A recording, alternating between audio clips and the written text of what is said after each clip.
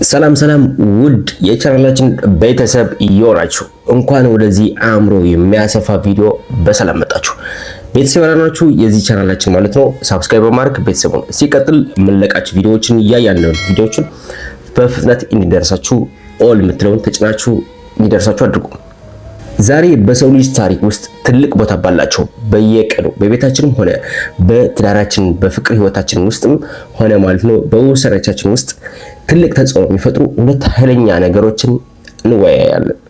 ፍቅርና ገንዘብ።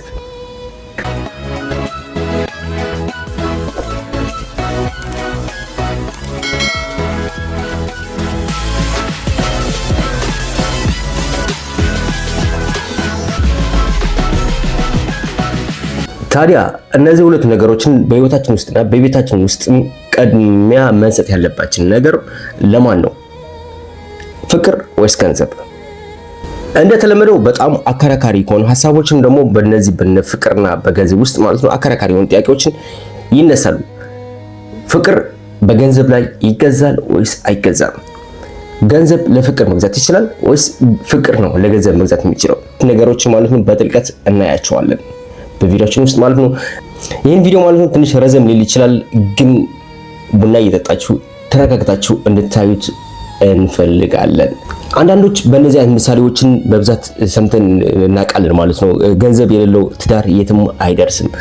ረሃብ በበር ሲገባ ፍቅር በመስኮት ይወጣል፣ ዘሎ ይወጣል፣ ተሮሮጦ በጣም ባህሪኛው እየሮጠ ይወጣል። ሌሎች ደግሞ ማለት ነው በዓለም ላይ ያሉ ባለሀብቶች በሙሉ ማለት ተሰብስበው አንድ እውነተኛ ፍቅርና ሰላም ብቻ በቂ ነው። ሀብት ስላካበትክ ምንም ነገር ሊመጣ አይችልም። ሀብት ከፍቅር እና ከእውነተኛ ሰላም ጋር የሚገናኝ ነገር አይደለም ብሎ ሐሳባችን ያቀርባል። ባይዘው የዛሬያችን ቪዲዮ ማለት ነው ከራሳችን ከግላዊ ስሜት ወጠር ማለት ነው ጠለቅ ያለ ማለት ነው ከዩኒቨርሲቲ ፕሮፌሰሮችን ጥናት ባደረጉበት ወደ 720 ሰዎችን ጥናት የተደረገበት ነውና ከወጣትነታቸው እድሜ ጀምሮ እስከ 75 ዓመታቸው ድረስ የ724 ሰዎችን የዓለም ፕሮፌሰሮች ውስጥ አሉ ከሚባሉ ፕሮፌሰሮች ጥናት የተደረገ ሐሳብ ነው።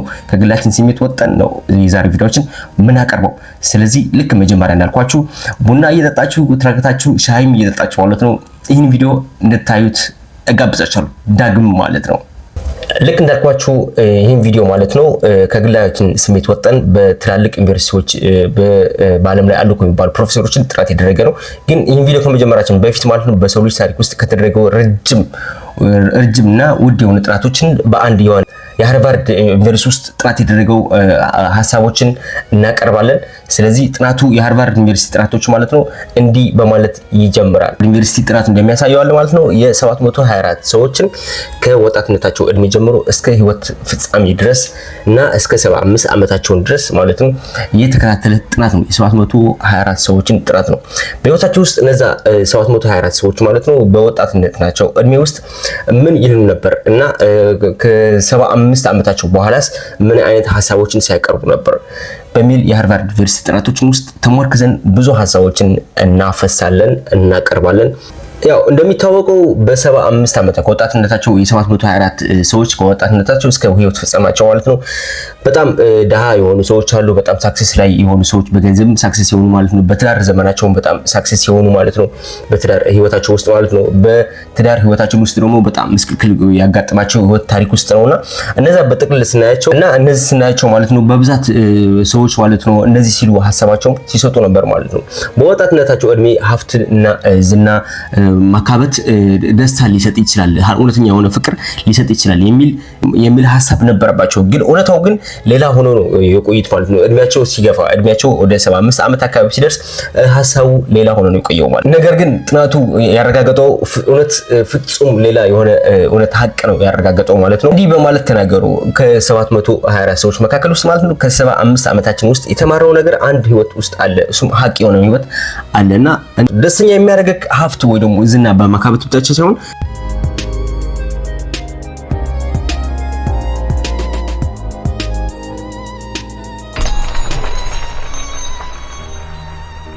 በዓለም ላይ በጣም ደስታ የሚገኘው በቃ በዝና ወይ ደግሞ በሀብት መካከል ሳይሆን ማለት ነው ይልቁንስ እሱን ባካበት ቁጥር ማለት ነው ካንተ እየራቁ የሚሄዱ ሰላም የሚባለው ነገር ደስታ የሚባለው ነገር የፍቅር አይነት ስሜት የመወደድ አይነት ስሜት ካንተ እየራቀ ነው የሚሄዱ አንተ ጋር የሚከበቡ የሆነ ጭንቀት በመፍጠርና ሀሳቦችን በመደራረብ በተለያዩ የብቸኝነት አይነት ስሜት በመደራረብ አይነት ነው ወደ አንተ ጋር የሚመጣው ለየት ያለ ጥናት ነው በብዛት እሱን ደግሞ አንተ ምንም አይነት ደስተኛ ማይገልጽልህ ከሆነ ማለት ነው ደስታ ማይሰጥህ ነገር ከሆነ አንተ ምንም የፍቅር አይነት ስሜት ማይሰጥ ከሆነ ማለት ነው የብቸኝነት አይነት ስሜት የሚሰጥ ከሆነ አንተ የመኖር እድሜ በጣም አጭር ነው ይልቁንስ በፍቅር በደስታ የብቸኝነት አይነት ስሜት ማይሰማቸው በጣም ለየት ያለ ኮምፎርታብል የሆኑ ህይወት የሚኖሩ ሰዎች ደግሞ ማለት ነው በፍቅርና በደስታ የተከበቡ ሰዎች ማለት ነው በመከባበር የተከበቡ ሰዎች ረዘም ያለ እድሜ የሚኖሩ አይነቱ ያሳያል ማለት ነው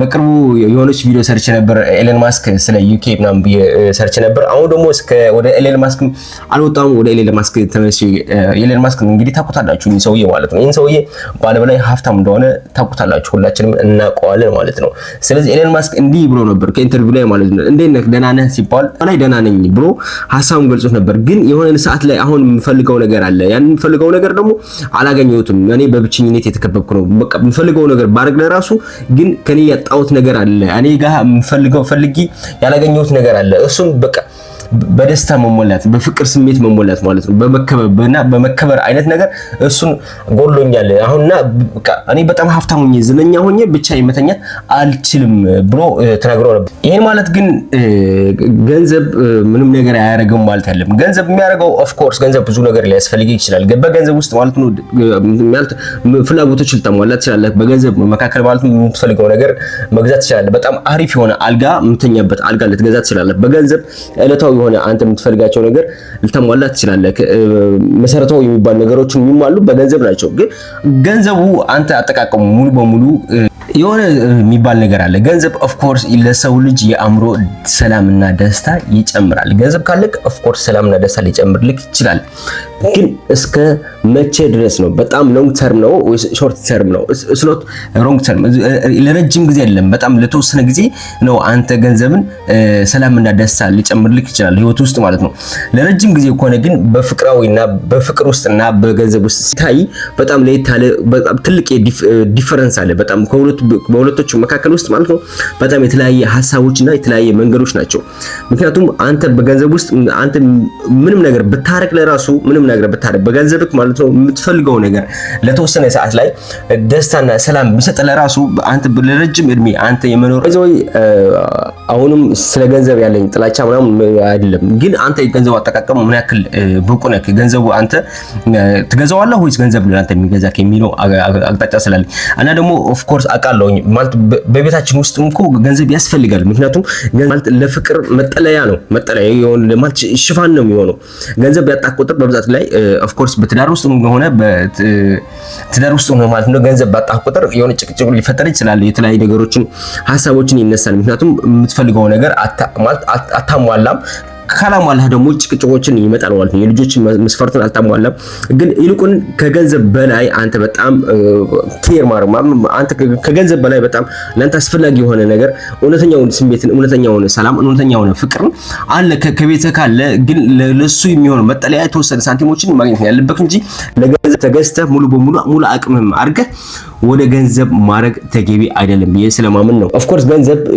ለሰው ልጅ የውጫዊ ስሜት ደስታ ነው እንጂ የውስጣዊ ስሜት መልክ ገጽታ አይገነባም እዚህ ቪዲዮ ላይ በጣም ተደጋጋሚ ማዋራት ያለውኝ ማለት ነው አንተ ለገንዘቡ ተገዢ ነህ ወይስ ገንዘቡ ነው አንተ ነህ ለገንዘቡ የምትገዛው የሚለው ሐሳብ ተደጋጋሚ ማዋራው ምክንያቱም አንተ ለገንዘቡ ተገዢ ከሆንክ ማለት ነው አንተ የምታምነው ሁሌም አንተ እኔ ገንዘብ አለኝና በገንዘቤ ማለት ፍላጎቴን ማድረግ እችላለሁኝ አውሮ የሚያጣጡ ሰዎች አውሮ የሚያባሉ ሰዎችን ልታገኝ ትችላለህ እነዛ መግዛት ትችላለህ ግን እውነተኛ የሚባል ስሜትን አንተ ለገንዘብ የምትገዛው ከሆንክ ያንኛው አንተ ዲፔንድ ከገንዘቡ ጋር ምንም አይነት ተመርኳጅ አትሆንም አንተ ለገንዘብ የምትገዛው ከሆንክ ግን እነዛ እውነተኛ የሚባሉ እውነተኛ ስሜት የሚሰጡ ሰዎችን እነዛ እውነተኛ ፍቅር የሚሰጡ ሰዎችን እውነተኛ ማክበር የሚሰጡ ሰዎችን ገንዘብ አይቶ የሚያከብሩ ሲሆን ገንዘብ አይቶ እንወድሃለን ገንዘብ አይቶ እናከብርሃለን የሚሉ ሰዎች ሳይሆን ምንም አይነት ገንዘብ ቢኖርኩም ባይኖርኩም ለራሱ የሚወድኩም የሚያከብሩን ሰዎችን አንተ ለገንዘብ መግዛት ስትችል ነው እንጂ ገንዘቡ ለአንተ ከገዛክ ጊዜያዊ ደስታ የሚሰጡ ሰዎችን ብቻ አብሮ የሚያጣጡና አብሮ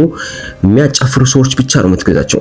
እቺን ቪዲዮ ሲጀምር ጥያቄ አነስቼ ነበር። ቅድሚያ መስጠት ያለብን በቤታችን ውስጥ ለየትኛው ነው ገንዘብ ወይስ ፍቅር ነው ብዬ እቺን ቪዲዮ ከመጀመሪያ በፊት በጥያቄ አነስቼ ነበር እና መልሱ ያው እውነታው ሆነም ሳይንሳዊ የሆነ ማለት ነው። ቅድሚያ መስጠት ያለብን ለፍቅር ነው።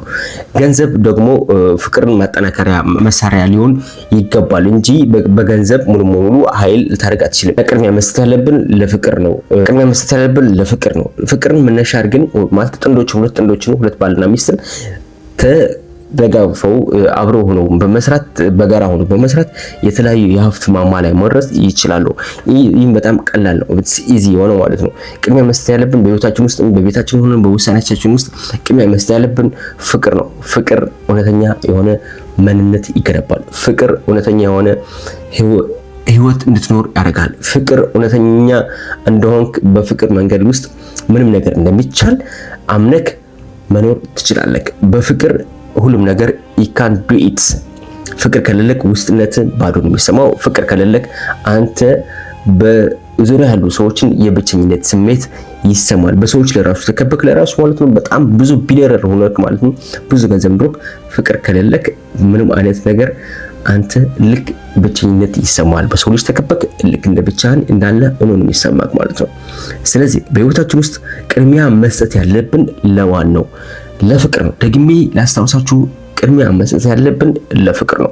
ይህን እንዳትሸወድ። በወጣትነታችን እድሜ ወደ ገንዘብ ልንሮጥ እንችላለን። ወደ ተለያዩ አቅጣጫዎችን ልንሄድ እንችላለን። ለገንዘብ ማሳደድ ብለን የማንገባው ጉድጓድ ላይኖር ይችላል። የትም ጉድጓዶች ልንገባ እንችላለን። ግን መርሳት የሌለብክ ነገር ገንዘቡ ለፍቅር መጠናከሪያና መጠለያ አድርገክ መጠቀም ያለብክ። ገንዘቡ ማምጣት ያለብክ ገንዘብ መስራት የለብንም። ይህን ግን ስል ደግሞ ገንዘብ መስራት የለብንም። ድህነታችንን መቅረፍ የለብንም። ድህነታችንን ወደ ነፃ አድርገን ወደ ሀብት ማማ መሄድ የለብንም ማለት አይደለም። እኛ ስለ ሀብት ስለ ማማ ማውጣት ብቻ ሳይሆን በጎና ጎን አንተ በተጨማሪ ማለት ነው የህይወት አጋርክን መመስረት ያለብክ፣ የህይወት አጋርክን ማቀናጀት ያለብክ፣ ማቀናበር ያለብክ፣ ማዘጋጀት ያለብክ ማለት ነው በፍቅር የተሞከዘ ነው እንጂ በገንዘብ የተሞከዘ አድርገህ የፍቅር አጋርክን መግዛት እንዳትሞክር። ቅድሚያ በፍቅር አጋርክን መሰረት የሆነ ማለት እውነተኛ የሆነ ፍቅር ማግኘት አለብክ። ይልቁንስ በጣም በዓለም ላይ ጥናቶች ልክ እንዳልኳችሁ ማለት ነው ከ724 ሰዎች መካከል ውስጥ ማለት ነው በአንድ ሀብታም ሆኖ ከመግባት ይልቅ የሚመረጠው ሁለት ምንም የሌላቸው ሰዎችን በአንድ ላይ በፍቅር ማማው ተመርኩዘው ትዳር መመስረት ውስጥ ወደ ተሻለ ህይወት ውስጥ ለመግባት ሁለቱም አብረው በመስራት ወደ ተሻለ ህይወትን ማምራትን ይችላል። በዓለም ላይ አሉ እኮ የሚባል ባለ ሀብቶች በሙሉ ማለት ነው። ለምሳሌ ቅድም ልክ እንዳልኳችሁ ኤለን ማስክ በዓለም ላይ አሉ እኮ የሚባሉ አንደኛ የሀብት ማማ ውስጥ ያለው ኤለን ማስክ ነው። ኤለን ማስክ ግን እኔ ብቸኝነት ይሰማኛል ነው ያለው። ደህና ነኝ ግን ብቸኝነት ይሰማኛል። እሱ አንተ ገንዘቡ ያካብተው ብቸኝነት የሚሰማ የሚያደርገው ከሆነ ለምን ገንዘቡ ልክ እንደኔ አመለካከት ለምን ገንዘቡ አይቀርም ነው የምለው። ምክንያቱም በገንዘብ ውስጥ ያለው ጭንቀት በገንዘብ ውስጥ አንዴ ኃይሌ ገብረስላሴ እንዲህ ብሎ ነበር። ባለሀብት ሲባል ወይ ሀብታም ሲሆን ማለት በጣም ቀላል ነገር ይመስላል። ባለሀብት ማለት በጣም ጭንቀታምና የብቸኝነት ስሜት የሚሰማው ነው እና ይህን ግን ሁሉም ሰው እኔን መሆን ይፈልጋል ብሎ ነበር። ኃይሌም ለራሱ ኤለን ማስክ ለራሱ እንደዚህ ብሎ ነበር እና በነገራቸው ለራሱ አያምኑም። በቃ እኔን መሆን ይፈልጋሉ። እኔነቴ አይጠላም፣ ሀብቱን አይጠላም፣ ግን እኔ ያለሁት ህይወት በጣም ምስቅልቅል ያለ ህይወት ነው። ሀብት ኑሮኝ ግን ማግኘት የምፈልገው ነገር አላገኘሁም ነው ያሉት ሁለቱም ባለሀብቶች ማለት ነው። እና ቅድሚያ በህይወታችን ውስጥ መስጠት ያለብን ለፍቅር ነው። ሲቀጥል የመጀመሪያው ነበር ጥያቄው ማለት ነው። ፍቅር ለገንዘብ ይገዛል ወይ? ገንዘብ ለፍቅር ይገዛዋል ወይ? በፍጹም። ኦፍ ኮርስ ልክ ቅድም እንዳልኳችሁ በገንዘብ ውስጥ ማለት ነው በጊዜያዊ ሎንግ ተርም ያሉ ደስታዎችን ሰላምን ልትገዛ ትችላለህ። ጊዜያዊ ምንም አይነት ነገር ሎንግ ተርም ያልሆነ ለረጅም ጊዜ ያልተገነባ ፍቅር ልትገዛ ትችላለህ። ጊዜያዊ የሆነ ፍቅር ልትገዛ ትችላለህ። በሱም ለአጭር ጊዜ ነው። ለረጅም ጊዜ አይል ማለት እውነተኛ ፍቅር አይደለም። እውነተኛ ፍቅር የሚጀምረው ከሰረት ነው። የሆነ ቤት ትልቅ የህንጻ ስትገነባ ሰረት ማለት ይፈልጋል። የሆነ ቤት ይፈልጋል። ቤዙም ለራሱ አጠንክረህ ካልሰራው ምንም አይነት ነገር መውደቁ አይቀርም። እንደ ቤት ሆኖ መቀጠል አይችልም። እና አንተ በገንዘብ አድርገህ የምትገዛው ነገር እንደ ፍቅር ሆኖ ሊቀጥል አይችልም በፍጹም ማለት ነው። እውነተኛ ፍቅር በገንዘብ አይገዛም። ጊዜያዊ ስሜትን፣ ጊዜያዊ ሰላምን ልክ እንደሚገዛ በገንዘብ ጊዜያዊ ፍቅርን ልትገዛ ትችላለህ። ፍቅር ለገንዘብ አይገዛም። ፍቅር ግን ለገንዘብ ይገዛዋል ወይ የሚል ጥያቄ አነስቼ ነበር። ፍቅር ለገንዘብ አዎ በጣም ነው የሚገዛው። ፍቅር ለገንዘብ ይገዛዋል። እንዴት ነው የሚገዛው? ፍቅር ለገንዘብ እንዴት ነው የሚገዛው? ፍቅር ለገንዘብ የሚገዛው ሁለት ጥንዶች ማለት ነው ሆነው የሚገዙት ፍቅር ለገንዘብ ማለት ነው። ሁለት ጥንዶች በዓለም ላይ አሉ ከሚባሉ ፍቅር ለገንዘብ ማማ ውስጥ ይወጣሉ። በዓለም ላይ አሉ ከሚባሉ ሁለት ጥንዶች በፍቅር የተሞረከዘ በእውነተኛ ፍቅር የተሞረከዘ ማለት ነው። በዓለም ላይ አሉ ከሚባሉ በአእምሮ ሆነ በአካላዊ ጤና ማለት ነው በጣም ለረጅም ጊዜ የሚኖሩ በፍቅር እውነተኛ ፍቅር ላይ የተሞረከዘ ሁለት ጥንዶች በዜሮ ተነስተው ወደ ሀብት ማማ የወጡ ሰዎች ናቸው። ጥናቱ እንደሚያሳየው ማለት ነው። የ724 ሰው ጥናት ነው እንግዲህ በዓለም ላይ አሉ ከሚባሉ ጥናቶች የተጠኑ ነው። በሃርቫርድ ዩኒቨርሲቲዎች ፕሮፌሰሮችን ያጠኑት ጥናት ነው።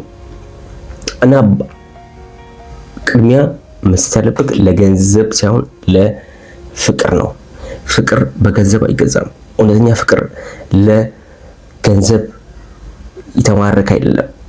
በገንዘብ የሚለካ አይደለም። እውነተኛ ፍቅር የሚለካው በእውነተኛ የሆነ ማንነት፣ በእውነተኛ የሆነ ስሜት፣ በእውነተኛ በሆነ ፍቅር ነው።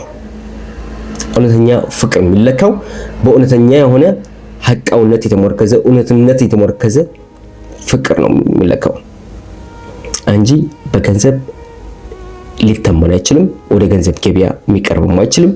ወደ ገንዘብ ያለበት አቅጣጫ አይሄድም፣ አይጓዝም። ግን አጭር የሆነ የፍቅር ማለት ነው ልትገዛ ትችላለህ። በገንዘብ ይልቅ ለአጭር የሆነ ስሜታዊ የሆነ ሰላምን የሚሰጥክ ለአጭር ጊዜ ልትገዛ ትችላለህ። የዛሬ ቆይታችንን ይህን ይመስል ነበር። እስከ አሁን ሰዓት ከቆያችሁ ማለት ነው ይህን ቪዲዮ እያያችሁ ከሆነ ቤተሰብ ያልሆናችሁ ሰብስክራይብ በማድረግ ቤተሰብ ነው። ሀሳባችሁ ደግሞ በደንብ አድርጋችሁ ኮሜንት ላይ እንድትጽፉልን እንፈልጋለን። ምክንያቱም የኔ ሀሳብ ሳይሆን ከግላዊ ስሜት ወጥቼ በተረጋጋ መንፈስ ነው ይህን ቪዲዮ የሰራሁት። ምክንያቱም በአሉ ከሚባሉ ጥናቶች የተጠኑ ጥናቶች ነው ሀቅ የተሞረከዘ ዩኒቨርሲቲ ውስጥ እና አሉ ከሚባሉ ፕሮፌሰሮች ጥናት የተሞረከዘ ነው ይህን ሀሳብ ማለት ነው። ስለዚህ የእናንተ ሀሳብስ ምንድን ነው? ምንስ ይመስላል? ኮሜንታችሁ እንድትገልጹልን እንፈልጋለን። ዛሬ እናንተ ጋር ያለውን ይህን ቪዲዮ ፕሮግራም ያቀረብኩኝ ማለት ነው ፊልሞና ነኝ ከፊላሜራ ጋር በመሆን። ስለዚህ በዳግም እስከምንገናኝ በሌላ ቪዲዮ በሌላ ሀሳብ ሰናይ ቆይታ ይሆንላችሁ። እንመለሳለን።